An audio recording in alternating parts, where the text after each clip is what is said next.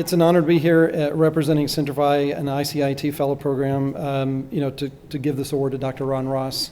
Let me move on and read the description of the Pioneer program and a little bit about Dr. RonRoss. So ICIT Pioneer are globally recognized national security leaders who have made significant contributions in advancing cybersecurity values and improving security at the highest levels of government, defense, and commercial critical infrastructures, both domestically and abroad. Previous cybersecurity and national security legends inducted as ICIT pioneers have included Admiral Michael Rogers, former director of the NSA and U.S. Cyber Command, Tom Donilon, former national security advisor to the President of the United States and chairman, BlackRock Investment Institute, and General Keith Alexander, former director of the NSA and U.S. Cyber Security Command.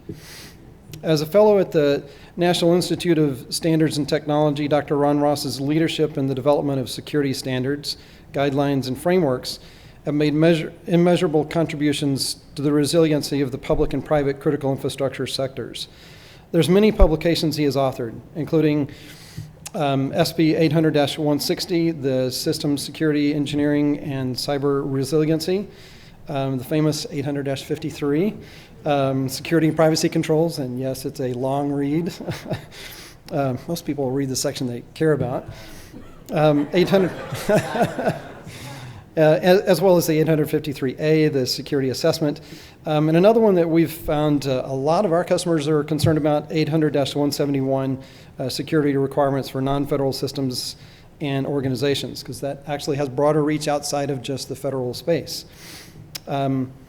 He's also Federal Information Security Processing Standards, FIPS 199 and FIPS 200, are used not only in the government, but have become benchmarks for excellence used by domestic and international organizations, consortiums, and governments to improve cybersecurity and reduce risk. And yes, it was hard adding those to our products as well. In addition to a remarkable and surreal catalog of publications, Dr. Ross has dedicated his life to traveling the world to evangelize cybersecurity and risk best practices, and has become one of the world's most respected, trusted, and revered voices in cybersecurity, risk management, and national security. From a 20-year career in the United States military, which includes graduating from the U.S. Military Academy at West Point, and from Defense Systems Management College with master's and PhD degrees in computer science, from the U.S. Naval Postgraduate School specializing in artificial intelligence and robotics, to lecturing at the most prestigious institutions in the world. Your presence has been a constant in national security and cybersecurity community for decades, and the world has forever been changed due to your contributions.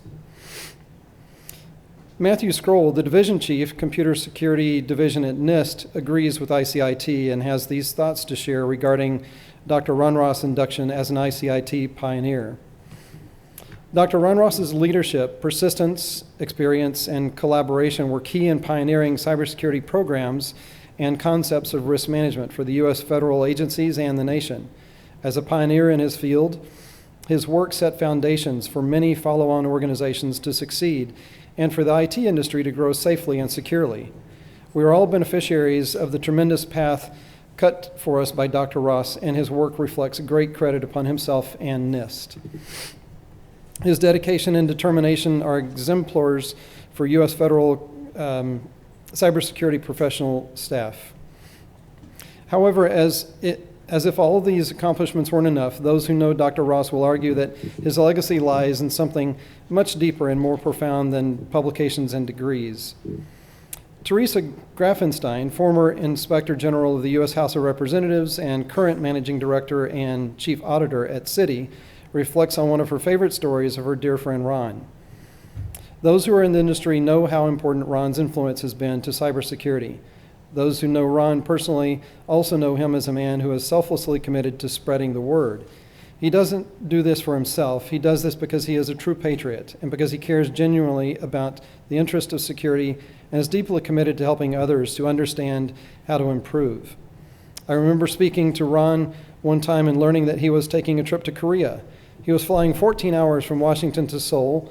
He was getting off the plane, spending 3 hours to give a speech, on NIST cybersecurity framework, and then without sightseeing, without even stopping at a hotel, he was getting back on a plane and flying 14 hours back to DC. Why? Because he was asked to speak, and Ron's schedule was so tight that he couldn't find another way to support the event, but felt passionately about educating others on cybersecurity. Knowing this about Ron, would you be surprised that this is a guy who spends his free time at the airport welcoming veterans home, just strangers flying back from deployments? He wants to make sure that all veterans have an appropriate and warm welcome, so he does just that. I'm glad that Ron is getting recognition for his work from ICIT tonight by being inducted as the 2019 ICIT Pioneer. Not just because of his personal brilliance, not just because of his outstanding leadership, bringing teams of experts together and helping them excel. Ron is a national treasure, and I am honored to have worked with him, but more to have his friendship. Dr. Ross, you have earned the respect and admiration of your peers and direct reports, and the nation owes you a debt of gratitude.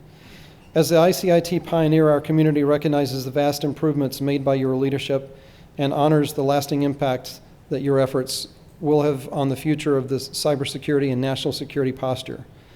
Ladies and gentlemen, on behalf of the ICIT, it's my great honor to present to you the 2019 ICIT Pioneer, Dr. RonRoss.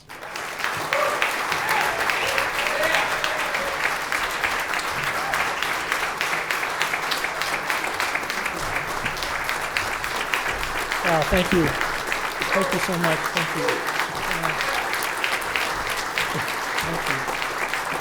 Thank you very much.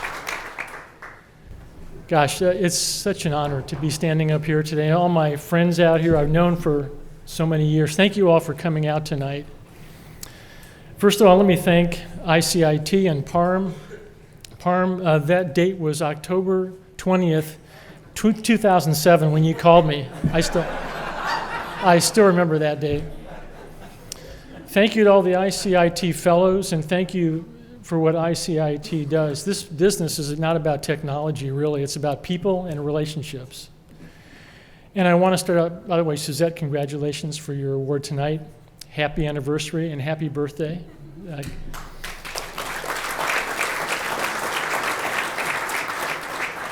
And before I go any further, I want to acknowledge my wonderful wife of 40 years next March, Connie.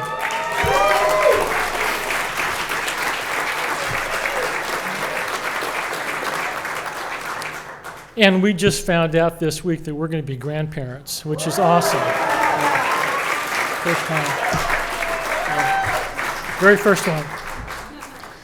So I'm thinking about my future grandchild, and I'm reflecting back. I'm 68 years old now, and I'm reflecting back 30 years ago. Yeah, 30. Yeah. I married. You were very young when we got married. Yeah. See, that's how you make it to 40 years. You know, right? That's how you make it. So 30 years ago, it's 1989, and I'm sitting by the bedside of a United States Marine, former Marine, the greatest generation, and he's dying of pancreatic cancer. And we're having a conversation. They didn't speak a lot, those great folks who did so much for us today, so we can all be sitting here.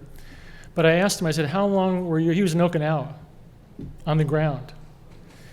And I asked him, how long did you go over there for? And he said, we went over there until it was over. I never forgot that. See, I'm a child of the Cold War. I grew up in the late 50s, early 60s, when we used to get under our desks to protect ourselves from nuclear attacks, as if that would have really helped. But we did that. And the reason I'm sharing these stories with you is because ICIT represents what I call the essential partnership. Back in 1961, this country faced an existential kinetic threat from the Soviet Union. And one of our presidents, President Kennedy, in 1961, stood up and said, we are going to go to the moon before the end of this decade and do other things, not because they are easy, but because they are hard. That was a call to the best and the brightest of the American people. Existential kinetic threat, NASA was born, and 8 short years later, we landed our first man on the moon. I remember that day. It was July the 20th, 1969. I was a plebe at West Point, and they woke us up at 2 o'clock in the morning, and they marched all 4,400 cadets into a big auditorium, and we watched that first moon landing. I looked up. Every time I see a full moon today, I look up there and say, we've had people up there. How awesome is that? And I say that because that same time frame, we were involved in the Vietnam War. And at West Point, we were studying warfare. What were we studying? We were studying tank land battles in Europe. And what was going on in Vietnam? The adversary was fighting a new war. We were still fighting the old war.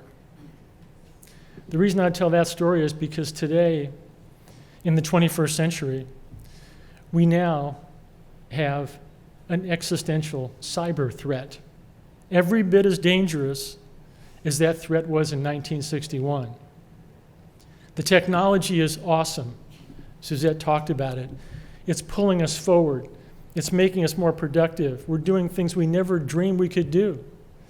And yet, there's this nagging thing about cybersecurity, because cyber warfare is changing the way we are going to fight wars in the future.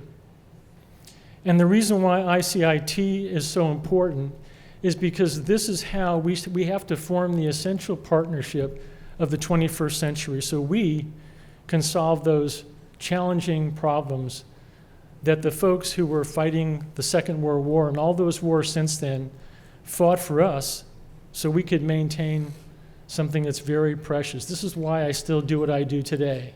There's one word. It's called freedom. It's called freedom.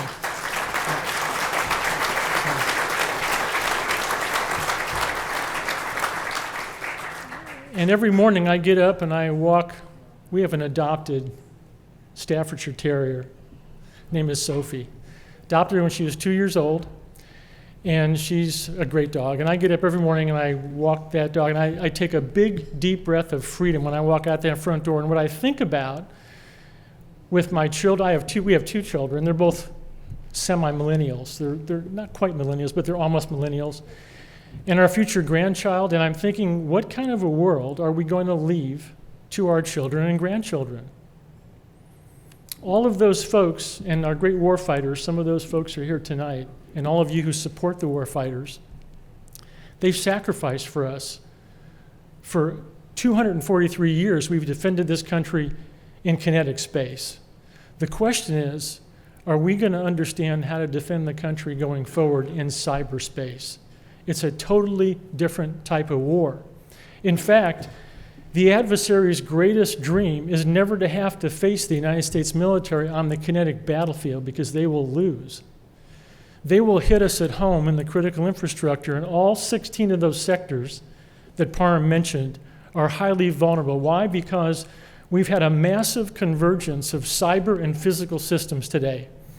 It used to be the blue screen of death was bad, but nobody died. Now computers are going into everything that matters. Power plants, financial systems, pacemakers with wireless access, hundreds of computers in your automobile, all of it driven by software and firmware that may not be as trusted as it needs to be. So we have a lot of work to do, and I am incredibly grateful to still be able to serve. I don't know how much longer I'll do it, but every time I think about retiring, and I get a little tired, not because of Parham's phone calls, but I think to myself back to my great father-in-law, Connie's dad, who spent so many years in Okinawa through so much hardship, and I think back to his words that still stay with me today. How long do I continue to do this? Well, I think I'm going to do it until it's over, and that means till we win. Thank you guys so much for your time tonight, and thank you, Parham. Thanks for everything you do. Appreciate it so much.